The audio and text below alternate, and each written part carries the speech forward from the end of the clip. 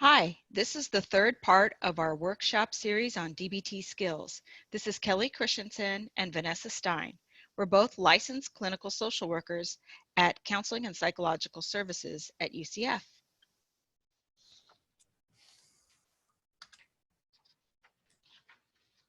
This week, we want to review the overall goals of DBT. There are 4 areas that we can learn DBT skills in. In our first video workshop, we learned about dialectics, the balancing of 2 opposing thoughts or behaviors. We also learned distress tolerance skills for distraction, self-soothing, and coping during stress. In our second video workshop, we went over some more dialectics for coping during this pandemic and emotion regulation skills for understanding and managing our emotions, to include finding wise mind, opposite action, and basics to accepting emotion skills. Today, we are introducing interpersonal effectiveness. In DBT, interpersonal effectiveness refers to the skills which help us to attend to our relationships, balance priorities versus demands, balance the wants and shoulds, and build a sense of mastery and respect. In order to increase our effectiveness in dealing with other people, we need to clarify what we want from interactions by being specific and identify what we need to do in order to get the results we want. Validation is a skill that takes practice, and there are many levels of validation. Validation can help us in strengthening relationships, helping us with emotional regulation, and help us strengthen our own sense of identity. The key to validation is finding some small kernel of truth in what the other person is saying. It is important for the person to realize that what they are not feeling is wrong. However, validation does not mean that you have to agree with the other person. Validation simply means that you acknowledge the other person's perspective, opinion, thought, or feeling without judgment. Here are some ways to practice validating others. Focus on listening with empathy and genuine concern, being careful to stay in the moment.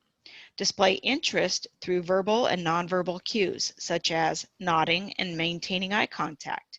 And use verbal replies such as, and what else are you feeling? Respond with accurate reflection, summarizing what you've heard. For example, it sounds like you are angry that your friend made these plans without you. Check for accuracy by asking, is that right? Restate the person's feelings and behaviors in relation to past and present situations and issues. For example, considering that your friend often makes plans without you, without asking, it makes sense that you would feel upset in this situation. You can also use validation towards yourself, like, we'll talk a bit more about self-validation and self-compassion in a minute. Sometimes, though, you need to express yourself clearly so you can get something that you want or say no to a situation. The DBT skill of Dear Man is an acronym to help you remember how to be assertive without being aggressive or easily persuaded. D stands for describe. When you describe the situation, stick to the facts. It is a good idea to try to remove yourself from the situation and speak as if you were an impartial third party. E stands for express. Avoid getting upset.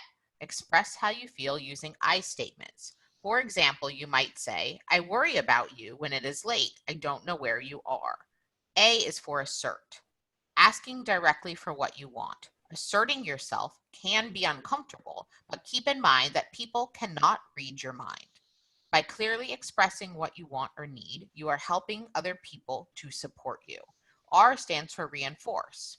In relationships, we reward each other for doing things that we like all the time.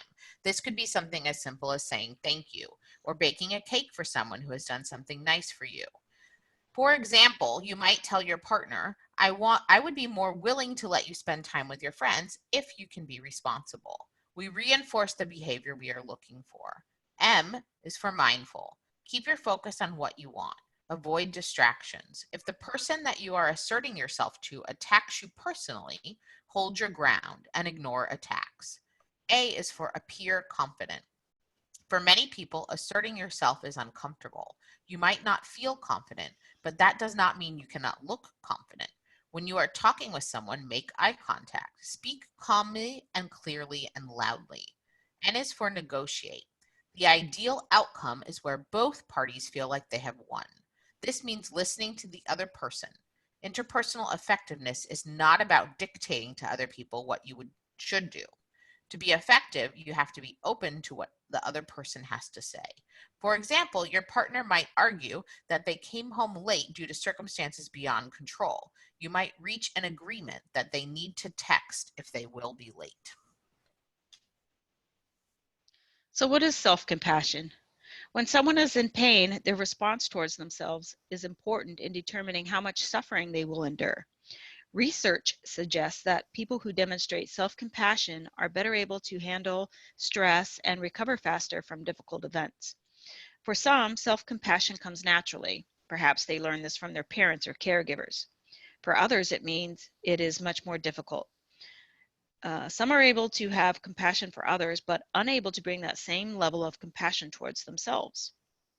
Dr. Christian Neff, a pioneer in the research of self-compassion, has identified 3 components that make up self-compassion. 1 is self-kindness, 2 is common humanity, and 3 is mindfulness. Self-compassion involves being open to and aware of one's own suffering, offering kindness and understanding towards oneself, desiring the self's well-being, taking a non-judgmental attitude towards one's inadequacies and failures, and framing one's own experience in light of the common human experience. Self-compassion is what we all need right now during this time in the COVID-19 pandemic.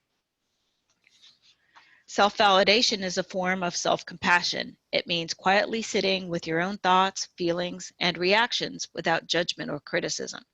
You can practice both self-compassion and self-validation to improve your overall well-being.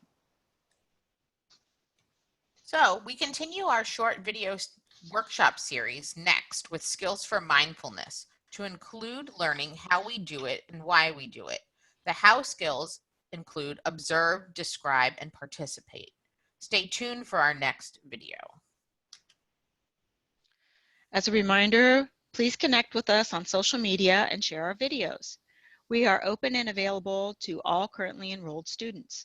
Call anytime and speak to a counselor to find out more about our services. Our crisis counselors are available nights and weekends. Thank you.